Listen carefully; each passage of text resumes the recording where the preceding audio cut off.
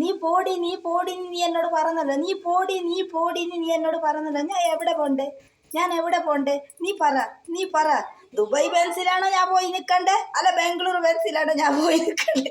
Dubai ബെൻസിലാണോ ഞാൻ പോയി നിൽക്കണ്ടേ, അല്ല ബാംഗ്ലൂർ ബെൻസിലാണോ ഞാൻ പോയി നിൽക്കണ്ടേ? ഏത് ബെൻസിൽ ഞാൻ നിൽക്കട്ടെ? നീ പറ.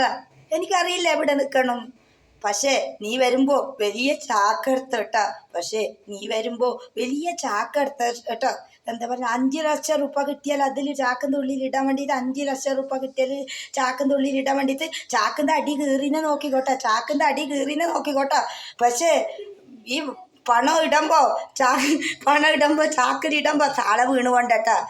5 ലക്ഷം റുപ്യ ചാക്കിൻ്റെ ഉള്ളിലിടുമ്പോൾ താഴെ വീണ് കൊണ്ടേട്ടാ. നീ ഒന്ന് ശ്രദ്ധിച്ചത് പുറത്ത് വാട്ട ചാക്ക്.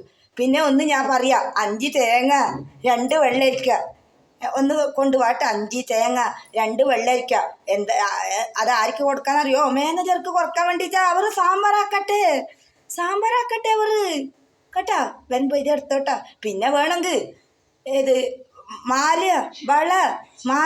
വള പിന്നെ മുല്ലപ്പൂ പിന്നെ ഒരു ചെരുപ്പ് എല്ലാം വാങ്ങിക്കോട്ടെ നീ വരുമ്പോൾ.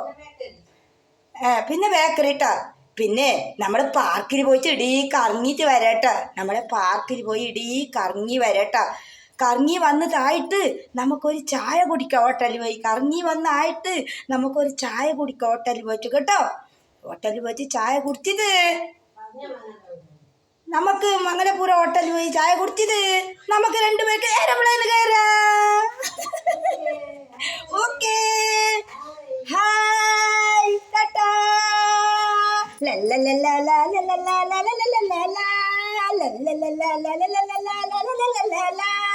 എയർപ്ലെയിന് കയറടാ, നമുക്ക് 2 പേര് പോവാം. എയർപ്ലെയിന് കയറിയിട്ട് ദുബായ് ബെൻസിൽ പോവാടാ.